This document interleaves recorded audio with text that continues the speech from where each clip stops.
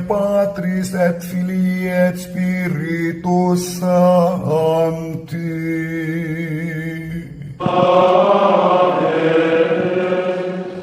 Dominus vobiscum.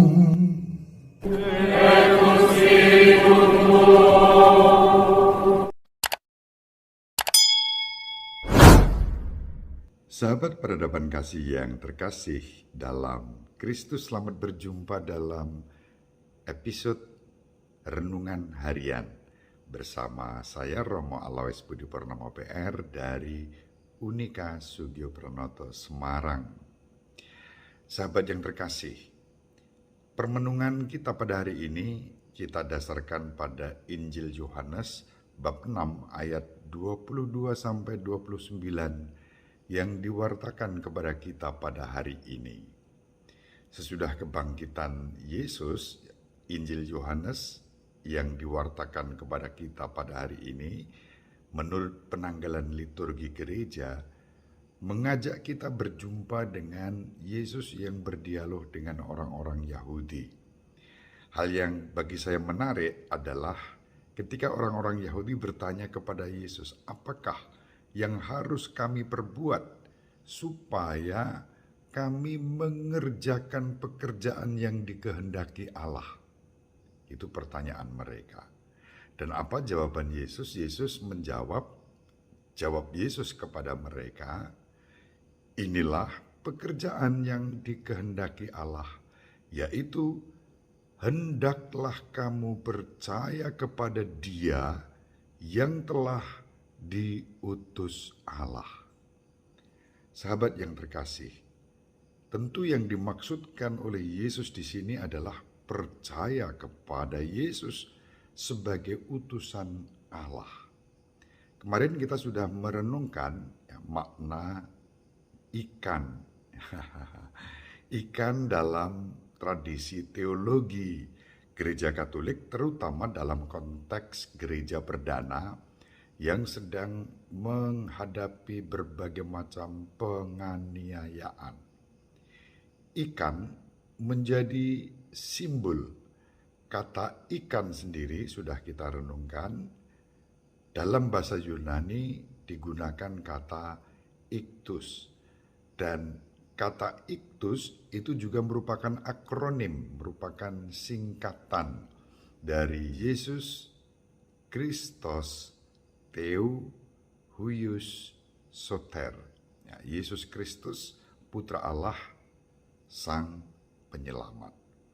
Inilah yang bisa kita pahami ketika Yesus mengatakan kepada orang-orang Yahudi, inilah pekerjaan yang dikehendaki Allah, yaitu hendaklah kamu percaya kepada Dia yang telah diutus Allah. Dia yang telah diutus Allah itu tidak lain adalah Yesus Kristus sendiri. Dan percaya kepada Yesus itu menjadi dalam arti tertentu karya pekerjaan kita. Iman itu memiliki dua level.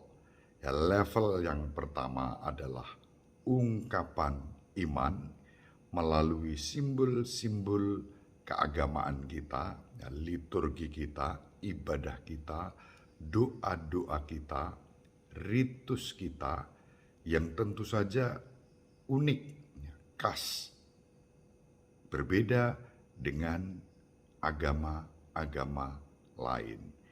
Itu ungkapan iman. Level berikutnya adalah perwujudan iman.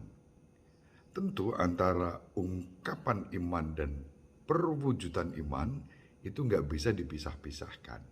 Keduanya itu ibarat sepasang kaki kita yang menapak pada bumi ini dan kemudian membuat kita berjalan seimbang. Sehingga kalau salah satu dari keduanya itu diabaikan, jalan kita, langkah kita menjadi pincang. Tidak bisa hanya menekankan saja pada aspek ungkapan iman, juga tidak bisa hanya menekankan aspek perwujudan iman.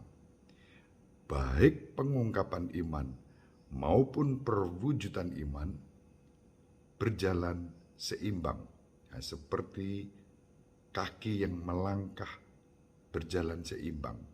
Kalau salah satunya tidak berfungsi dengan baik, langkah menjadi pincang.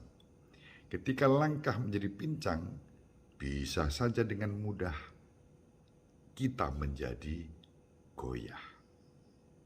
Nah, pekerjaan seperti itu yang dikehendaki oleh Bapa menurut Yesus. Dan pusatnya adalah Yesus sendiri. Karena apa? Ya, Yesus sendiri diutus oleh Allah Bapa. Bahkan bukan hanya sekadar sebagai utusan, Yesus adalah Putra Allah, Sang Penyelamat. Dengan demikian, kalau kita percaya kepada Yesus sebagai utusan Allah, sebagai Putra Allah, sebagai Sang Penyelamat, lalu kepercayaan itu juga kita hayati, kita perjuangkan di dalam kehidupan kita, baik melalui pengungkapan iman maupun melalui perwujudan iman. Nah, kalau tadi saya sudah katakan pengungkapan iman itu sesuatu yang khas, unik. Lalu apa dengan perwujudan? Perwujudan iman adalah setiap tindakan, perbuatan, karya-karya baik yang bersumber dari pengungkapan iman tadi. Jadi pengungkapan iman juga mendasari setiap perbuatan iman kita. Itulah sebabnya keduanya berjalan seimbang. Di dalam perwujudan iman ini, lalu kita bertemu dengan semua orang, dan ketika semua orang mewujudkan imannya, lalu di sana yang utama adalah kemanusiaan, kebaikan, keadilan, cinta kasih. Tidak bisa begitu saja dibeda-bedakan. Perbuatan baik yang dilakukan setiap manusia menjadi pekerjaan iman, apapun agama dan kepercayaan kita. Syukur pada Allah, kita semua boleh mendasarkan perwujudan iman itu melalui pengungkapan iman kita pada Yesus Kristus, Putra Allah, Sang Penyelamat. Yesuslah jalan, kebenaran, dan hidup, dan setiap perwujudan iman yang kita lakukan dengan sukacita, dengan gembira, sekecil apapun, pelayanan-pelayanan kita kepada sesama, itu akan menjadi jalan menuju keselamatan. Sahabat yang terkasih, semoga bermanfaat renungan singkat ini. Salam sehat selalu, tetap semangat, tetap bahagia. Tuhan Yesus memberkati. Bunda Maria merestui kita dengan doa-doanya. Bapak Yosef melindungi kita juga dengan doa-doanya. Dan kita saling mendoakan.